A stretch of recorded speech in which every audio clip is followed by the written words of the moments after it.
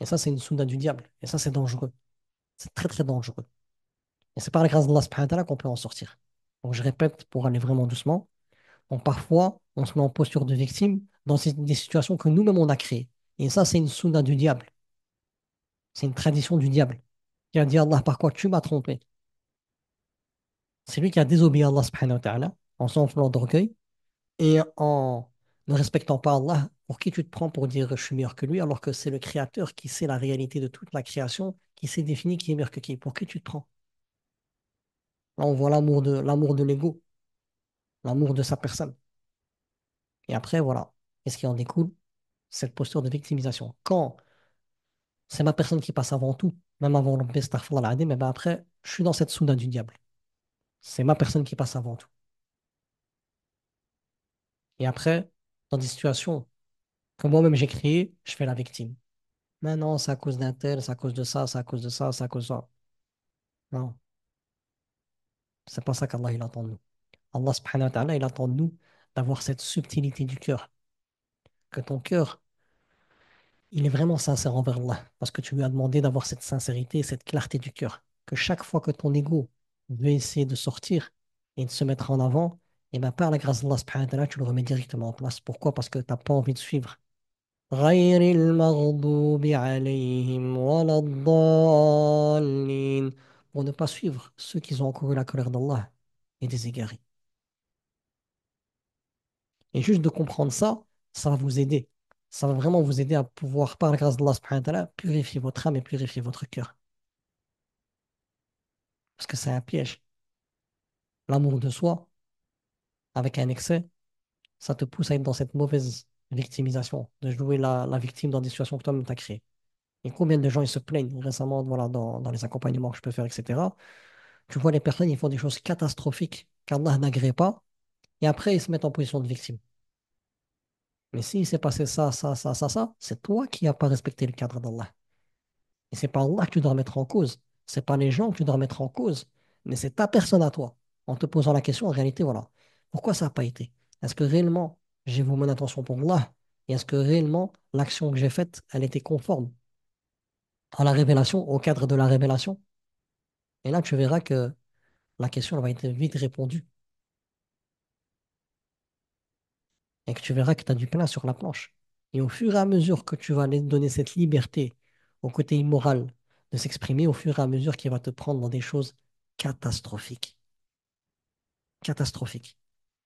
Et après, Wallah, tu vas rien gagner. Tu vas vraiment rien gagner. Et le prix à payer pour aller au paradis, c'est ça. C'est se soumettre totalement à Allah, se soumettre à ses injonctions, se soumettre à lui, lui vouer hein, toutes nos actions, soumettre notre ego à lui, notre côté faux jour à lui. C'est ça qui nous mènera au paradis. Mais si malheureusement, je reste renfermé dans ce piège d'être victime par rapport à des situations que moi j'ai créées, malheureusement, voilà, l'épreuve va faire que se répéter jusqu'à ce que tu comprennes.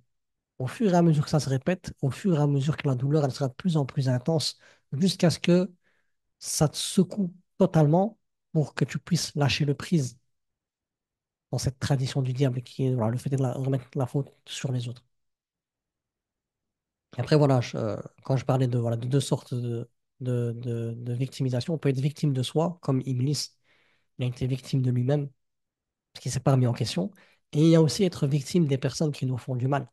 Ça, c'est autre chose. Ça, alhamdoulilah, Rabbi subhanahu wa ta'ala, il a mis en place le jour du jugement dernier pour que chaque personne qui a le libre arbitre parmi les djinns et les êtres humains puisse répondre de ses actions. Celui qui a fait du bien récoltera du bien. Celui qui a fait du mal, eh ben, il devra donner de ses bonnes actions ou prendre les mauvaises actions des autres en compensation du mal qu'il a fait. Ça, alhamdoulilah, on est tous d'accord sur ça.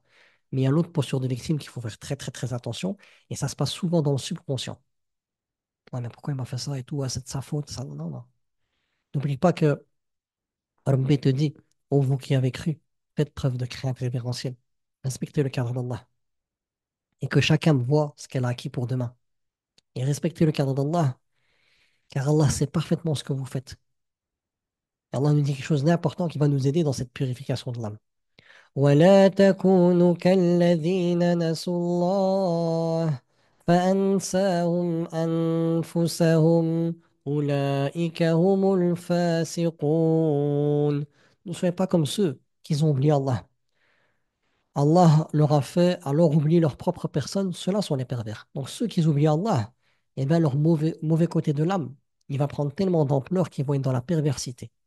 Mais quelqu'un qui n'oublie pas Allah, c'est quelqu'un qui se rappelle qu'Allah est le Khabir, le parfaitement connaisseur. Allah, il sait ce qui est apparent et ce qui est caché. Je peux rien cacher à Allah. Et donc si je me souviens d'Allah, eh ben je sais que Allah subhanahu wa ta'ala c'est tout sur moi. Et donc, je fais preuve de clarté. Même Allah, il dit dans un verset, dans Surat al-Baqarah, بعدين أعوذ بالله من الشيطان الرجيم واعلموا أن الله يعلم ما في أنفسكم فاحذروه. Et sachez pertinemment qu'Allah, il sait ce qu'il y a dans vos âmes. Il sait qu'est-ce qui se passe à l'intérieur de vous. À qui vous donnez la place. Au côté piété ou au côté immoral. Suivre le côté immoral, c'est très très facile pour tout le monde. Tu glisses comme un toboggan. Mais donner place au côté piété, c'est comme escalader une montagne.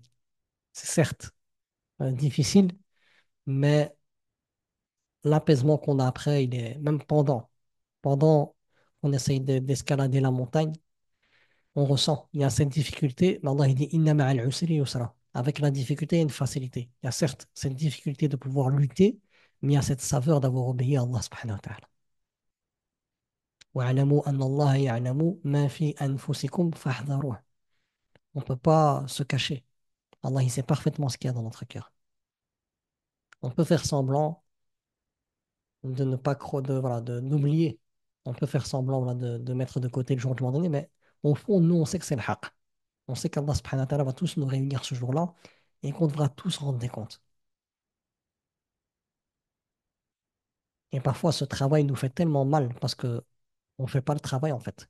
On se sent tellement mal par rapport à ça que dans nos journées, on est 100% dans la distraction. On fait des heures supplémentaires au travail pour fuir notre réalité. On regarde des séries pour fuir notre réalité. On fait du shopping toute la journée pour fuir notre réalité. On fait des voyages pour fuir notre réalité. Mais quoi qu'on fasse, il y a cette âme comme ce corps. Ce corps, si tu ne l'abreuves pas et tu ne le nourris pas, à la fin, voilà, tu ressens. Tu ressens la faim et la soif. Et si tu es malade et que tu prends pas les causes pour guérir, t'implores pas Rabbi et tu prends pas les causes pour guérir, eh ben, tu vas sentir la douleur des membres qui sont atteints par cette maladie. L'âme, c'est la même chose. Tu auras beau être dans la distraction pendant des années, mais à la fin, les maladies de l'âme vont te rattraper. Les maladies du cœur vont te rattraper. Et que le diable ne te pousse pas à être dans la distraction à 100% pour oublier cette réalité. Combien de personnes ont peur de rester seules par rapport à ce travail que je vous disais, que je vous dis aujourd'hui? Alors que s'ils prendraient conscience qu'Allah est proche, Allah c'est Al-Qarib, il est plus proche de toi que ta veine jugulaire, et Allah t'assiste, Allah il est avec toi, Allah il veut le bien pour toi. Allah il t'a accordé même cette séance d'aujourd'hui pour pouvoir y réfléchir. Et si tu t'en remets en Allah, Allah te donnera la force de pouvoir affronter ce mauvais côté de ton âme, ainsi que les shéatines qui l'incitent à travers des insufflations. Et c'est important de faire ce travail-là parce qu'on en a tous besoin. Et si on remet à chaque fois demain en allant vers le divertissement, eh ben, ça a l'image d'une vaisselle. Au fur et à mesure qu'on a de la vaisselle sale et qu'on laisse cette vaisselle sans la nettoyer, au fur et à mesure après, pour pouvoir la nettoyer, c'est de plus en plus difficile parce que les crasses sont ancrées dans cette vaisselle. Alhamdulillah, Allah subhanahu wa ta'ala, avec Allah, il n'est jamais trop tard. Allah, il a le pouvoir de même transformer tous nos péchés en hasanat. Donc, c'est à nous de saisir cette opportunité et d'implorer Allah subhanahu wa ta'ala cette guidance. Car sans lui, on n'aura pas cette subtilité du cœur pour prendre conscience que parfois c'est le côté immoral qui prend le dessus et qu'on doit l'arrêter directement parce qu'il va nous mener à des choses catastrophiques. Et aussi parfois à des choses douloureuses, mais qui sont aussi imbibées de la miséricorde d'Allah, qui sont les épreuves éducatives. Combien de fois parfois on laisse notre côté immoral s'exprimer et après voilà, on fait des choses qui encourent la colère d'Allah subhanahu wa ta'ala. Et Allah par miséricorde, comme c'est l'indulgence et Al-Halim, comme Allah subhanahu wa ta'ala c'est Al-Mudabbir, comme Allah c'est Ar-Rahman, Ar-Rahim, Allah subhanahu wa ta'ala nous donne des épreuves éducatives pour nous secouer avec la secousse qu'il nous faut, avec l'intensité de la secousse qu'il faut pour prendre conscience que voilà, on n'oublie pas cette mission de vie. Et le fait est qu'on est secoué par Allah, c'est un cadeau de sa part, ce n'est que de la miséricorde, parce qu'il ne t'a pas laissé encore plus t'enfoncer dans cette illusion, dans cette dépression profonde, dans cette angoisse profonde. Donc voilà, c'est à nous, par la grâce d'Allah subhanahu wa ta'ala, de pouvoir revenir à cette parole. La ilaha illa anta subhanak. سبحانك إني كنت من الظالمين